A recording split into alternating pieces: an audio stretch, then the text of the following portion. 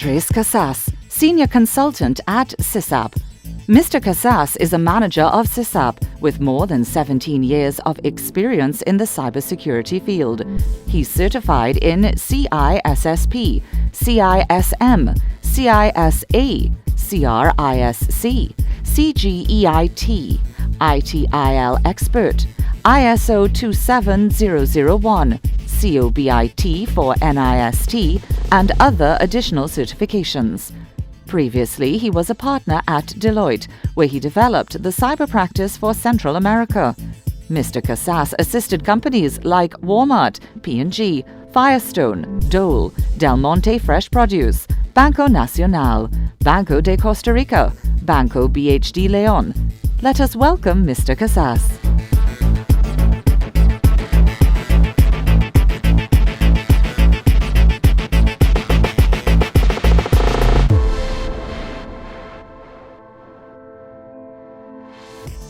Good afternoon, everybody. I decided to select the experience that we got in Costa Rica attending the cyber incidents that we have been suffering in the country, starting from the cyber gang Conti. As the results of what have been happening here within the government, we have between April and May a total of 22 government institutions compromised. From those 22 institutions, 9 of those were affected by ransomware. So some of the systems and 2 of those, all of the systems were affected. And we also supported some private clients that the private clients, all of their information is not publicly available. So this is have been a very nightmare for the country. As in statistics, within the CERT that we have in CISAP, we've got this index from the past 2 years of the incidents that we handled. The first one that is the most common right now is ransomware, which represents the 41% of the cases that we have dealt with. And the second one will be the BEC, the business email compromise, which is an attack using a spoof email to guide the people from the company who's being receiving the attack instructions to send wire transfers to wrong accounts or made payments to wrong accounts. In that manner, the attacker will receive all the money directly instead of the ransomware that they have to encrypt and then ask for the payment and do that stuff. This BEC goes directly to the funds. So when we start seeing this situation in Costa Rica, what's happening within the institutions, and we tie that with the results of the cases that we have been dealing with, we conclude that we know the adversary we're dealing with and how deep it's gonna need our cybersecurity team go on the detection and response of the process. Using the index, we could conclude that the ransomware is the first situation that we should tackle.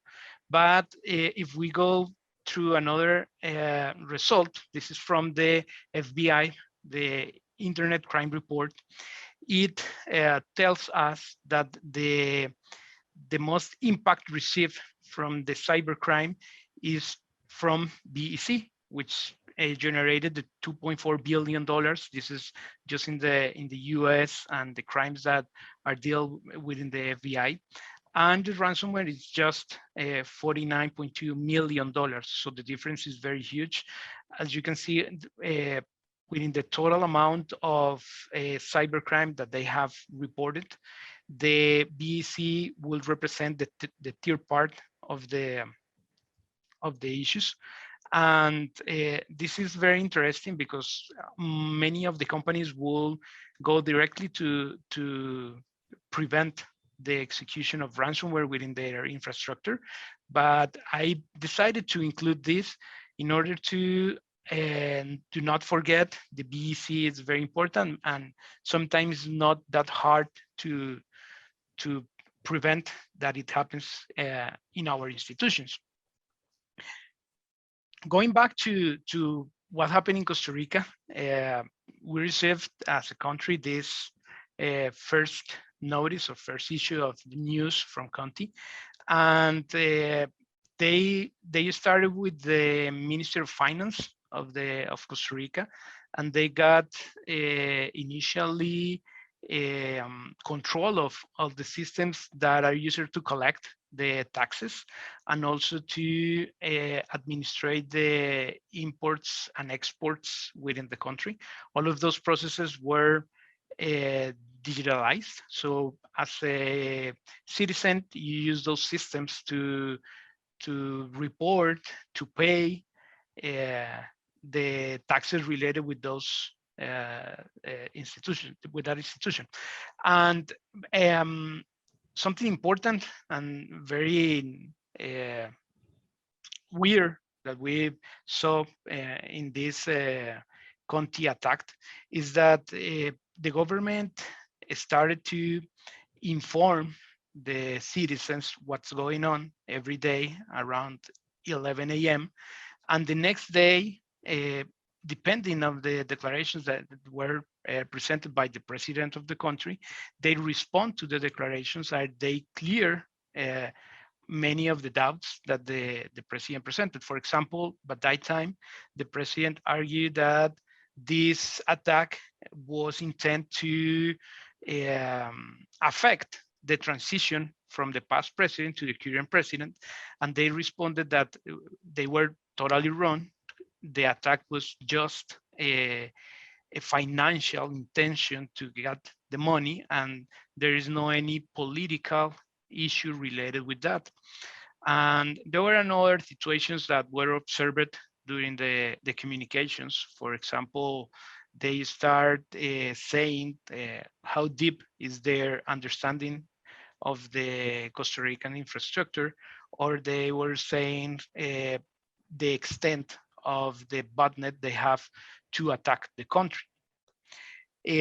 So how Conti operates? The Conti is a Russian team, and this team, when the Russian war started, they receive a leak, and there's a site created to inform how was the structure of this gang, and basically they were informing that the organization, none of them knows each other, but they have a very nice organization. For example, there is a leader, and there's a name for that leader, and they have basically groups or células to operate, which are comprehended by developers, pen testers, threat intels, reverse engineering, programmers, to create what they need to execute all of the attack. And they have many teams doing attacks in many different locations. And they have like a back operation to control all of those teams, given human resources access, blog information to control the blogs where they publish all of the attacks and request money, for example, or where they leak the information that was still. They had a training, so there's a book that was used to do the guidance on how to execute the pen testing and intrusion on all the institutions. So there is a complex organization, and I forgot to mention there is a finance team who was in charge of money laundering and how to move the money and do the payments. And they also leak some of the information regarding the wallets they use to receive the coins collected from the attacks. Basically, in Costa Rica, we have a timeline. This timeline was provided by the former digital transformation leader from the government for the Ministry of Technology. And we started in April 18 with the situation in the finance minister, and they were um going forward saying that if Costa Rica didn't pay the attack, they will start doing that for other many institutions. So for example, in April 19th, they got some access, not totally access, to one of the telecom companies and another institution that it's the Social Security.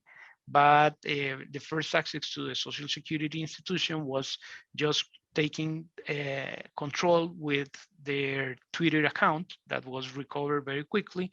And after that, having some SQL injection with the same institution.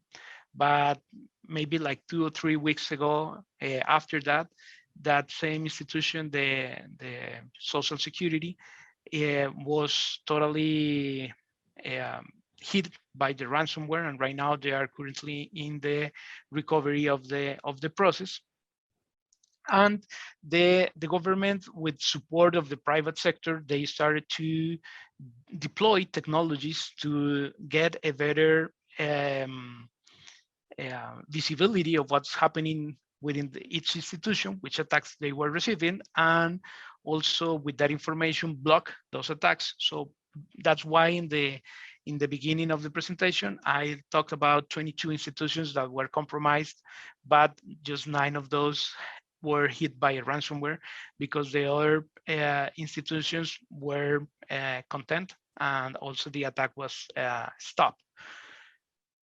We have some of the days with no incidents reported after the government didn't accept it, or didn't accept to pay Conti the $10 million they were asking for.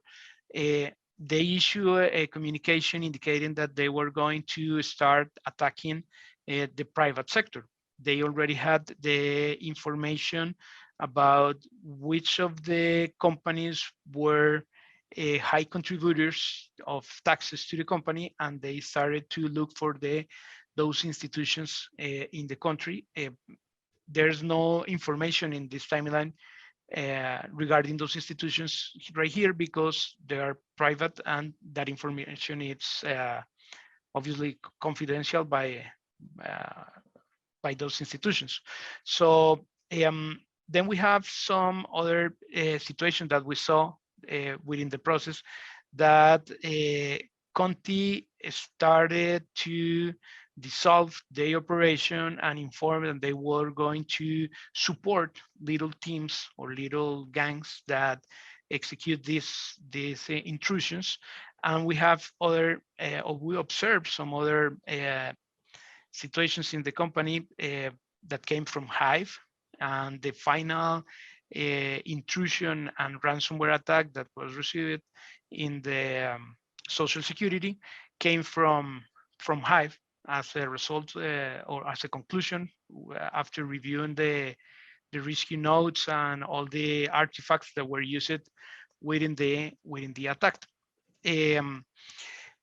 The government of Costa Rica received cooperation from international governments like Spain and the US, and the US published a reward of $10 million for the people who gave information leading to capture the leaders or participants of this gang.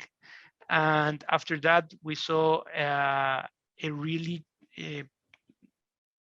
drastic change of how the attack was being executed in the country of Costa Rica, and the situations that were being perceived by each of the institutions were going lower, or with less cases and not many information received after that.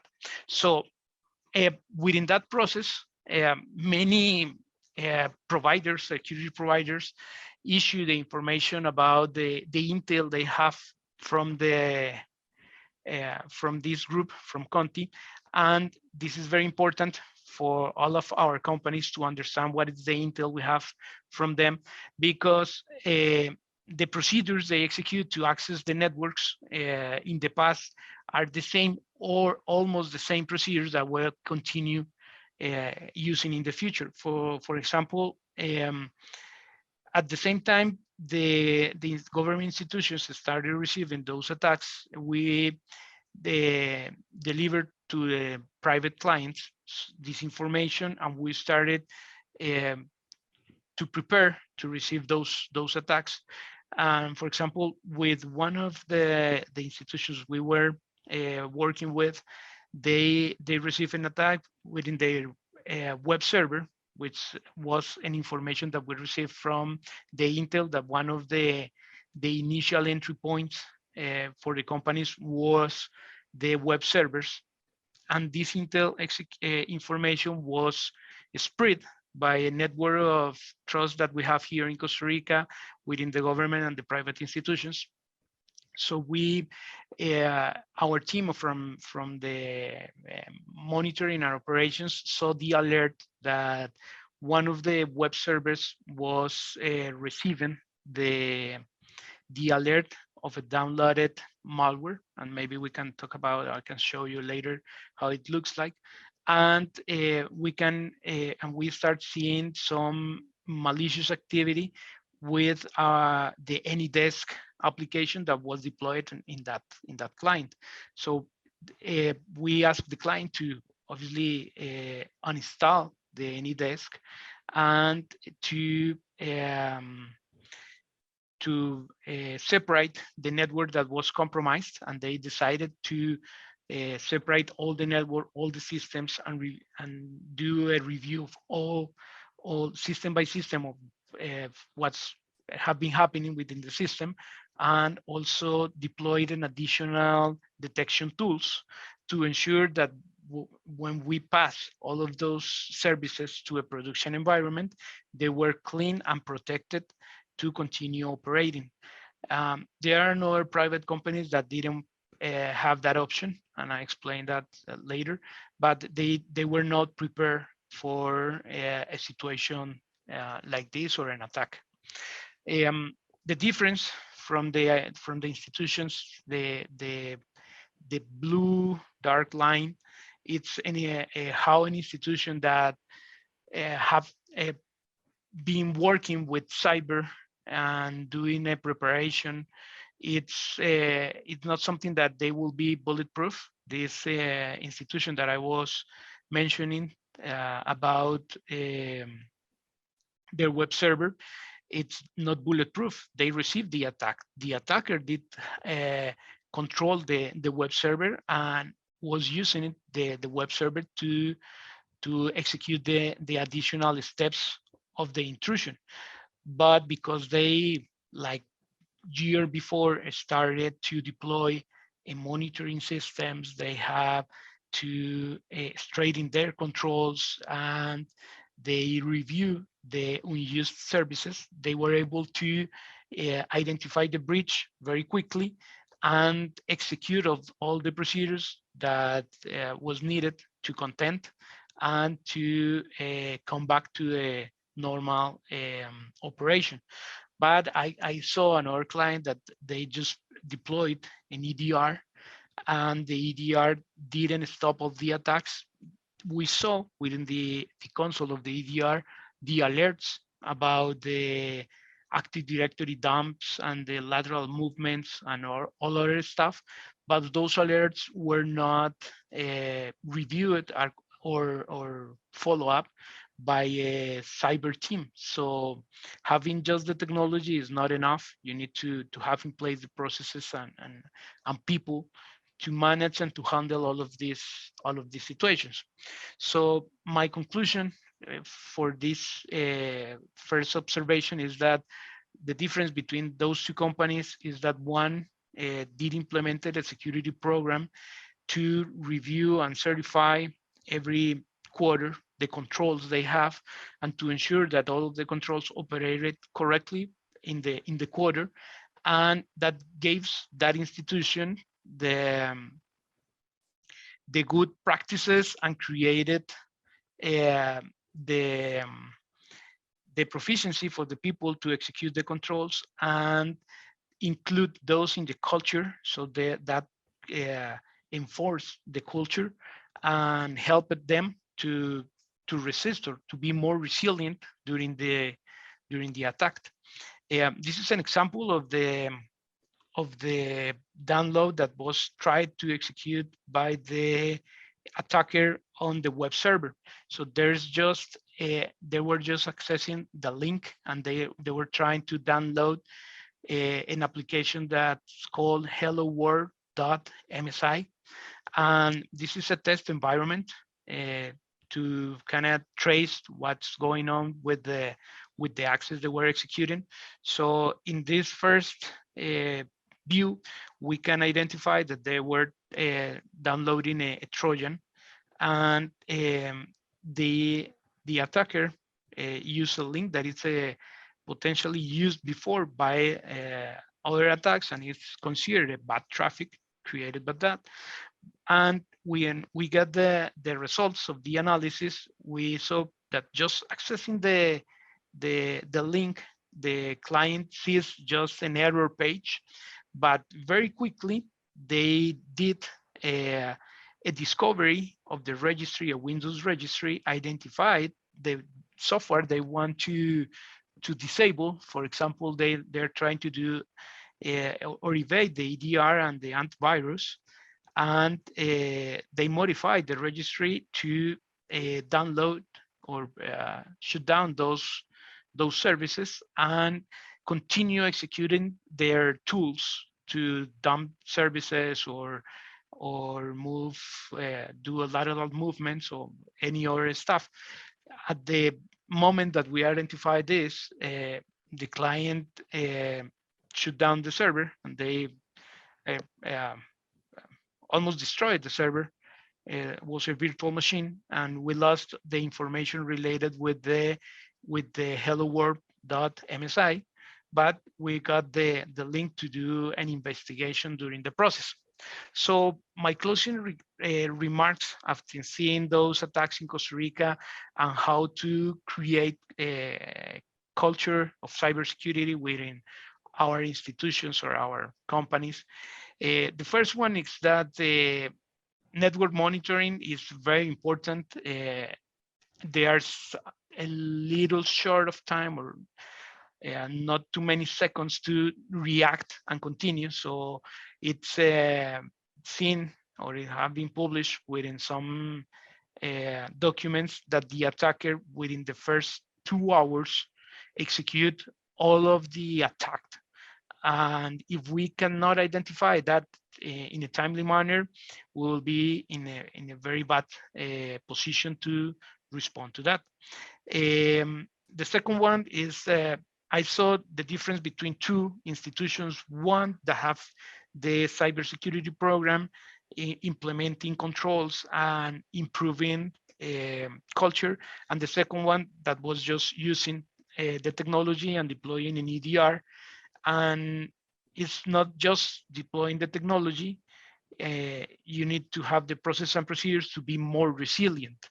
But being more resilient, it's not the same as being bulletproof that nothing is going to happen. The difference between those is that you shorten the time to recover from the incident, also to identify the situation, and it reduces the impact that it will generate to the company. The third one is the preserve the evidence, because sometimes the investigators, us as a responders, need to see logs, artifacts, or something related. And if the preservation of the evidence is not in place within all of the tools we use or technology that is deployed, it takes some time or additional time to identify what was the intention of the attacker and what is the next step they're going to execute. The fourth one is that if we want to avoid the disruption of our operations, of the leak of information, we need to understand who's the adversary and how to stop modern attacks. So we implement new technology, for example, EDRs, next generation firewalls, or different additional technologies, but also the attacker will identify new techniques to evade those technologies. So we need to understand how they are operating, how they are doing their stuff, in order to go back to our prevention procedures or monitoring procedures in detection, do an adjustments to respond correctly to the attack. The fifth closing remark is that we have to eliminate misconfigurations or unpatched systems, that we have to implement a process to have all the systems patched. In case that we cannot deal with that, at least use a risk-based patching process, and obviously disable of the insecure services. These criminal gangs, they are using remote services to get access to the networks. So if we are publishing a service for remote access that we are not using it, just please disable that service, and it will help the resiliency of our institution. And the last one, these situations create an awareness of cybersecurity and use the moment to communicate correctly within the users, and also within their providers, because there's another attacks that are related to your chain that needs to be handled. So that's my short presentation of what has been happening in Costa Rica. Okay, great.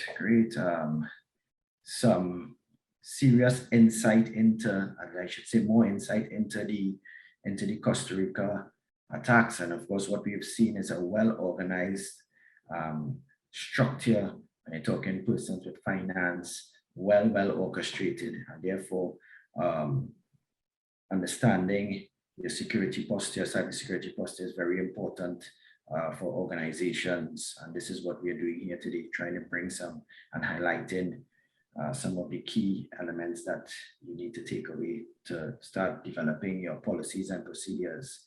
And of course, if you need the assistance, you can call Precision Cybersecurity Digital Solutions as well. Of course, if you have any questions, please feel free to put it in the question and answer chat below the chat box, and we will take those questions at the very end.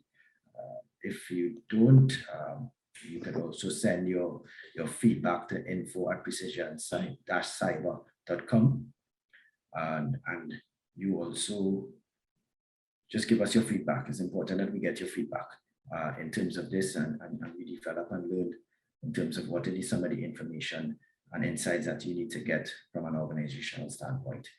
So thank you, Andres, again. And we now take you over to Mr. Massoute of Deloitte, who will take you through his presentation.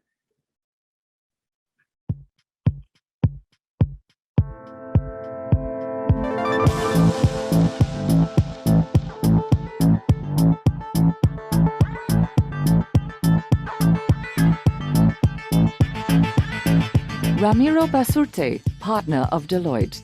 Mr. Basurte is a partner at Deloitte who leads the cyber risk practice in the LATAM region. He has been with Deloitte since 2003 and has over 19 years of IT working experience. He leads a team of cyber risk subject matter experts and has specialized in the field of information security and data privacy, providing cyber security assessments and implementation. At Deloitte, he has oversight of many cyber risk engagements, ensuring quality and client satisfaction.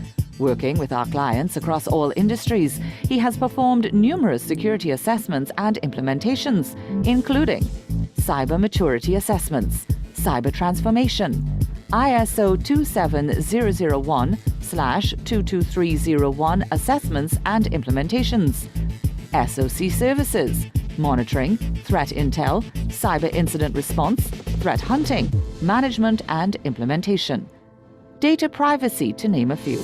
He is certified in CISSP, MCSD, COVID 5, ISO 27001 Lead Auditor/Lead Implement. Let us welcome Mr. Basurte.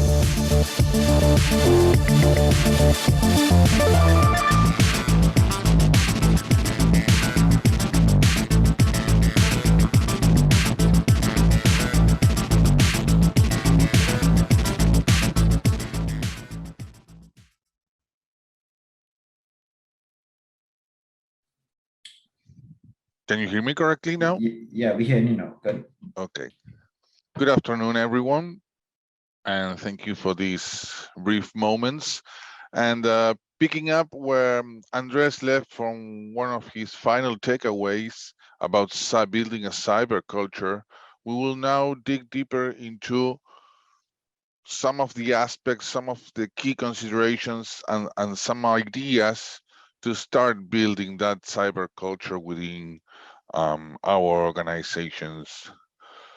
So first of all, to be cyber aware means that we know what it means and what it implies. So basically, we start by what is cyber risk?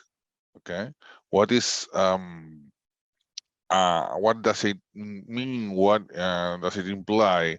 And based on the ISO guide, cybersecurity risks are basically the loss of confidentiality, integrity, and availability of information. The infrastructure that holds that information, and those of, it might even cover those of our providers. He says that loss of either confidentiality, integrity, or availability might affect systems and reflect potentially adverse impacts. So when we talk about cyber risks now, we won't be talking about just a server going down or a piece of information getting exfiltrated. We are talking about an evolution of traditional information security risks. We have new concept, new criteria, new players, and for example, new ideas to include, such as what is an internal or an external attacker, what is a tactic or a technique for a new attack, what is a threat, either again internal or external. So all of those, let's say, concepts build up as security risks. And we as an organization, I mean, any organization, your organization as well, should be ideally aware and trained on these cyber risks. So why are they so important? What can we tell our people about cyber risks? First of all, that they are one of the most important risks for organizations as evaluated by the World Economic Forum. At least from 2020, cyber risks, data theft and fraud and cyber fraud are among the top 10 risks for organizations based on the possibility of happening. I mean, the greater the possibility of happening, the higher the risk is ranked. So the World Economic Forum, which is a worldwide recognized organization for these kind of analysis, has shown us for the last 2 or 3 years how these kind of risks have been climbing down let's say, the ranking to now be one of the top 10 kinds of risks for organization. You will see risks regarding the weather, risks regarding illnesses or pandemics, and you will also see, as they are marked, cyber risks among the most common ones and the ones that can create the greatest impact. I mean, the worst impact in this case. Just for you to have in mind and to, let's say, complete this short trendy picture, 25% of organizations find out in 2020 that they were attacked or breached 1 year after the attack actually took place. Remember what Andres said, that the longer it takes for you to realize you were attacked, the longer it takes to remediate it, and the worse it is for each organization, because it means that the attacker could act with calm, they could deploy all their tools, they could get all their targets, and then eventually move on. So the longer it takes, the worse it gets, let's say. More than 18,000 new vulnerabilities as from year 2020 were found in different products, in new products and existing products and technologies that were widely deployed over many organizations.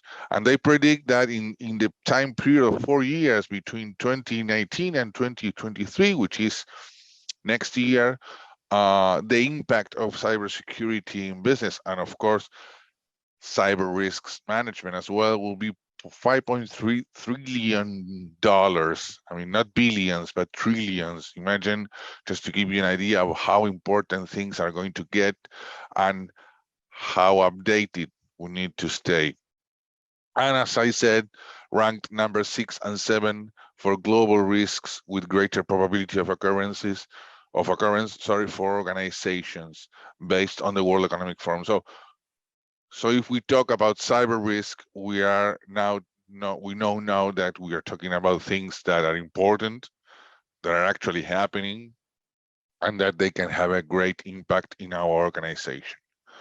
So building a cyber-aware culture where the organization, as well as the people within the organization, working for the organization, are aware of these things, is of utter importance. And it's a great complement to, a great addition to any monitoring tool, any protection scheme that you may have. So when we turn to, when we start looking at the cyber risk culture, we can start by looking at our organization.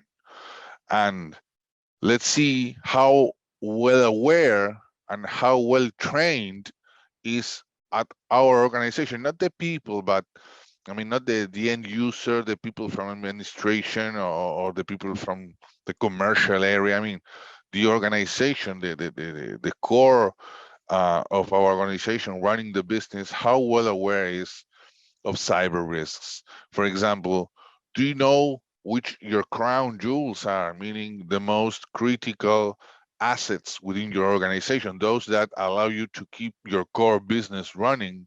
They can be pieces of infrastructure, they can be applications, they can be data. Okay, do you have them all identified? Do you know which kind of risks, especially cyber risks, can be associated with each one of them? Do you have this already planned and you know how you're going to react? Let's go one step forward before. Do you even have a risk management process so you can timely and properly handle cyber risk and any other kind of risk? I mean, do you do that continuously or on a periodic basis? Or is it just like, yes, I have a cyber risk analysis assessment from, I think, 2015. That might work still. I mean, things change, and this shown us that techniques change, attackers change, criminal groups change, targets themselves change. You have people who do ransomware, but in some other cases you will have the BC kind of attack, and then you will have more traditional groups that go for your infrastructure. Some others go for your data, and you have to be ready for all of them. So are you aware of those risks and the most vulnerable assets? If so, okay, what are you doing about it? How is your organization preparing? Do you have controls and mitigating activities in place to make sure that if those risks become reality, you are as resilient as possible to fight against them, to mitigate their, let's say, potential harm? How do you test those controls? How do you make sure that these mitigating activities are still working, are still updated, and are still, let's say, proactively designed so they can cope with any changes in the threats? That's some of the ideas that we should have in mind and, let's say, test or challenge within our organizations to see if we are at least initially aware of cyber risks, if our company is, executing some kind of cyber risk culture by at least identifying them, associating them with controls, and eventually testing those controls.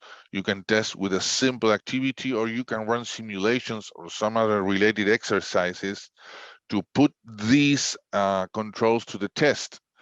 It's not the same as, okay, I need to know if the backup procedure is properly working. Okay, I'll pick some randomly system in your organization. You go and see if that information is properly backed up. No, let's run a ransomware simulation where I say, okay, half the systems in the organization have been encrypted.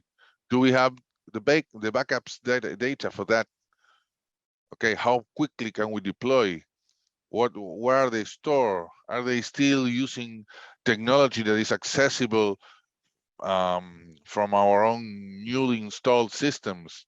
Okay, those kind of, let's say, real life simulations help you a lot to actually test and take let's say, the controls and all your schemes to the limit, to see if you will actually be as resilient as possible in a real life scenario. So that is a little of how the organizations should be thinking about cyber risk, which is more or less the same approach of any other kind of risk, but bearing in mind what are, let's say, the outcomes and the potential of harming your organization for these cyber risks. And then we move on to people.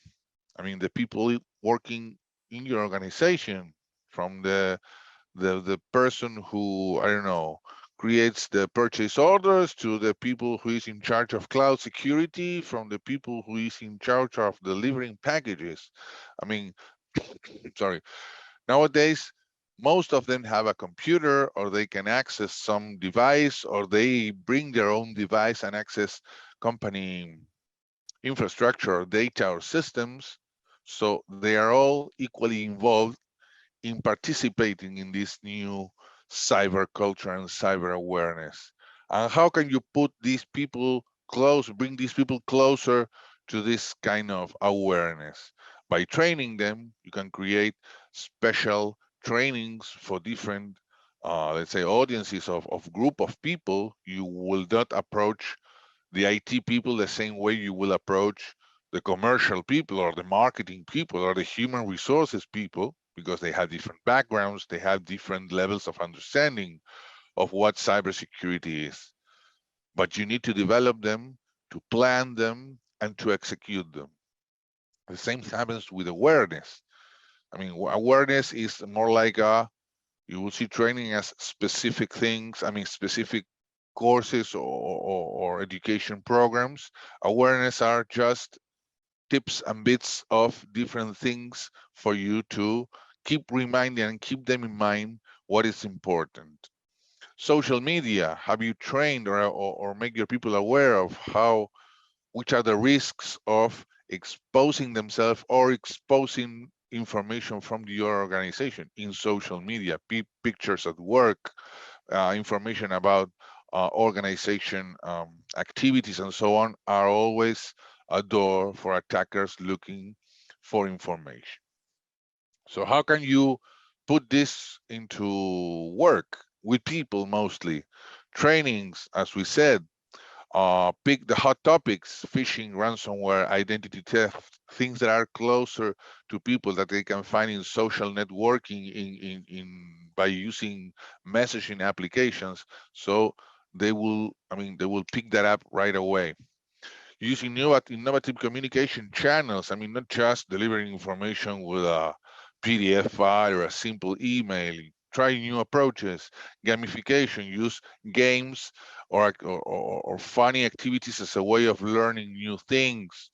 Use graphic media in key places in your office, not just in the meeting rooms, but in the kitchen, in the laboratories, in people where people meet to have a coffee. So when they are more relaxed, they will read and they will get it even better. Use technology. Well, email, we said, screensaver, wallpapers, anything that can get you closer sorry, to your staff and send over those channels the information. And as also Andres mentioned, it will look like we were in sync. I mean, it's kind of great. Use real life situations, either things that happen to your organization or things that happen outside your organization but are clearly identifiable. Use those real life scenarios to match the information that you were delivering to your people and saying, okay, remember when we talk about this? Well, this is what happens when you don't follow those guidelines, or this is what happens when you don't act accordingly for a phishing email or a suspicious email. Those things will fix that information in your people's head, and overall, you will start building that culture, that cyber aware culture that will help you so much in increasing your security posture overall. So some final key takeaways, so I wouldn't take up much of your time and this session. Remember that cyber risk culture is enterprise-wide. All your company, all your components, all your people should be committed, and it should the first and the strongest commitment should come from management. Cyber risk management should be integrated with risk management procedures. I mean, it should be a part of the company. This is not just something that we do once a while or we do assessment because the external audit asks. No, this should be part of the company, thinking about the risks and thinking how to mitigate them. Define controls and activities as a result of that process, not as a result of an isolated request or just to cover an audit point. Do it because you know it's important, not because you have to, okay? Proactive activities to identify new risks and threats. Use services that you're already running, SOC services, monitoring services, threat intelligence services, cyber threat hunting services. They are all great information feeds for your cybersecurity risk management process. Then think of people. Apart from everything we have mentioned at the corporate level, people will make the difference. You can have the greatest cyber risk management program, but if your people makes mistakes or acts inappropriately, things will happen. So make sure your people is trained, it's aware, and it's comfortable with using that cyber culture and applying it to their daily job.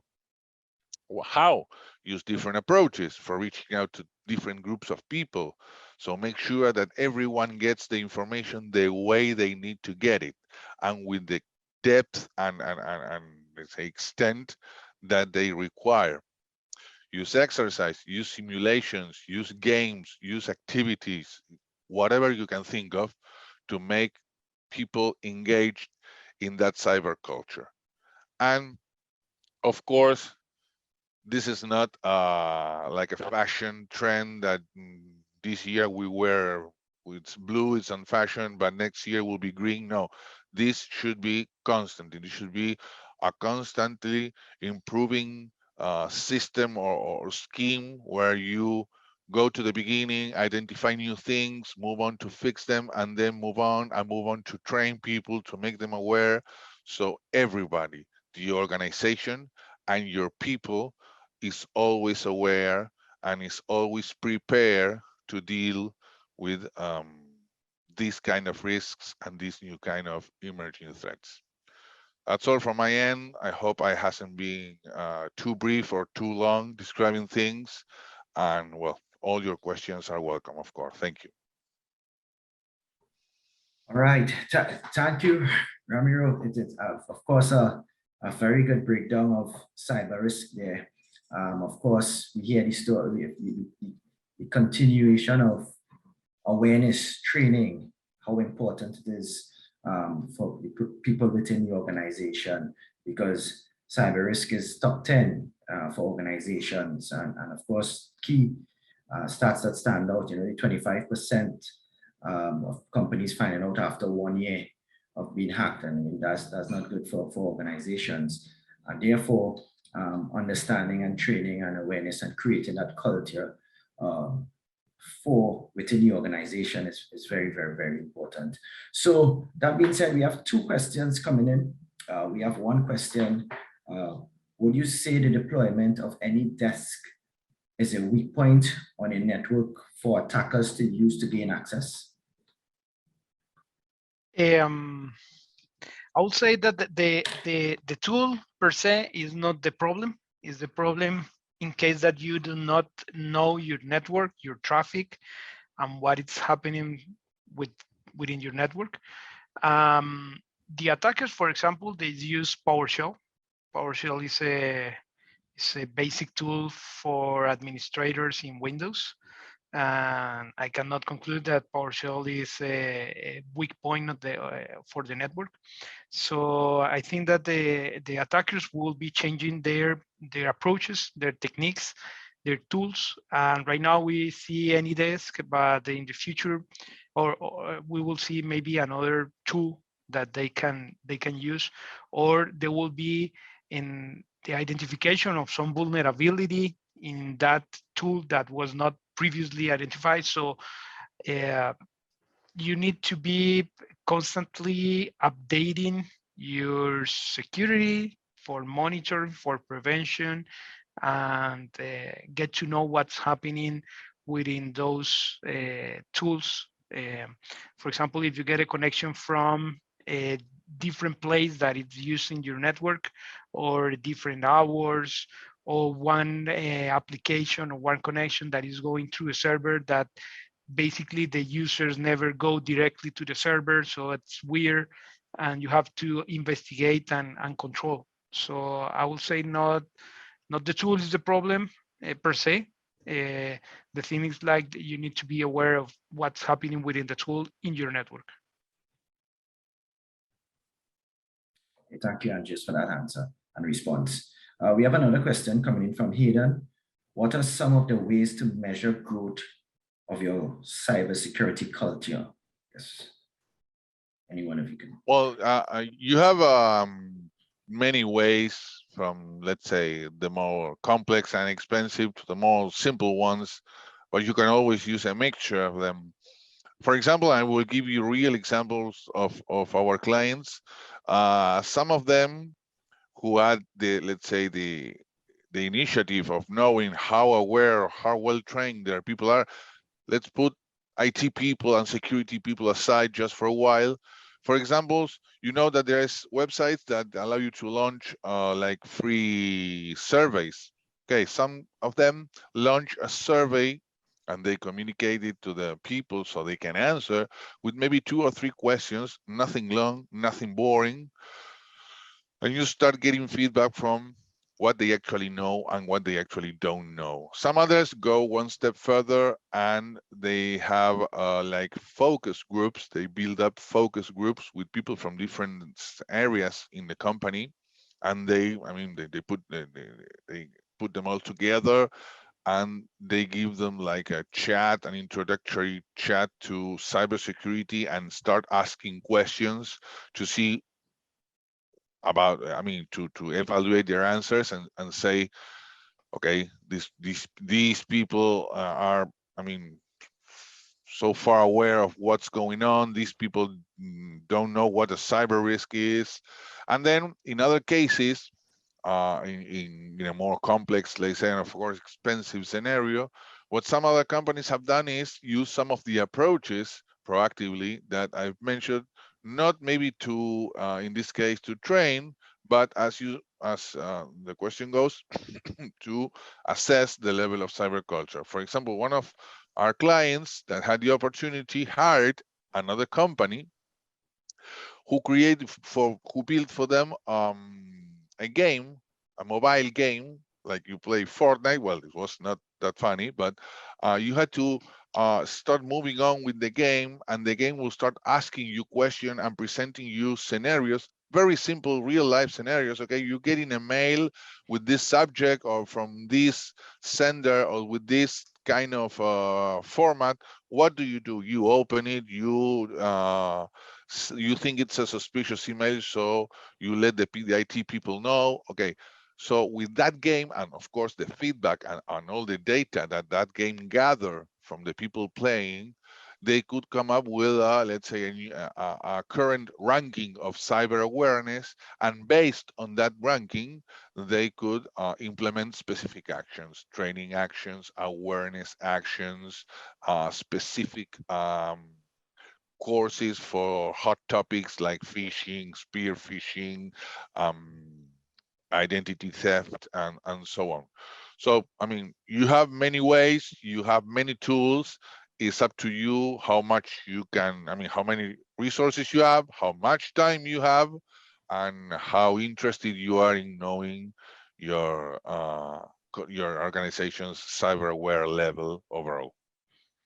I will add, Ramirez, that there are tools. For example, Google, they offer you a free link access to one of those games to test the awareness of identifying phishing. If you want to use something more elaborated, for example, there's a tool called KnowBe4. KnowBe4 offers you the option to create the phishing campaigns, testing campaigns for your company, and also you can execute a wide array of courses for each of the profiles of your employees or participants of the organization, and you can measure their participation on their courses, and you can measure to and other interactions how the awareness of cybersecurity it's being higher in each time you measure. So there's these tools also offers a curriculum for technical development, so you can measure if your technical skills are being developed. For example, if you need some reverse engineering or for malware analysis or for an analyst at the monitoring, or you decide the paths, you create the courses, you need to develop those technical skills, and then you can measure in the company that your team is involved in. So this tool is very impressive, for example, for a CISO that guides all of the cyber team and ensure that the team it's well conform of the abilities required to attend those or all of these situations that we have been discussing. All right, so thank you, Ramiro and Andres, for those responses. I mean, we have another question, but a comment coming in from Brenda saying, thanks for sharing, Ramiro. Educating, involving, and bringing awareness to all staff are so important, proactive rather than reacting. That is, thank you, Brenda. I don't see any other questions coming in. So if we are just about 4 minutes past 1, I see the last one here. If you don't mind, I can read it. It says, how near is Costa Rica from back to normal after Conti? It was informed last Friday that today the finance minister will go to production with the system to collect taxes. There is no another timing for the coming back of the import-export system, and there's no information about the coming back of the social security systems.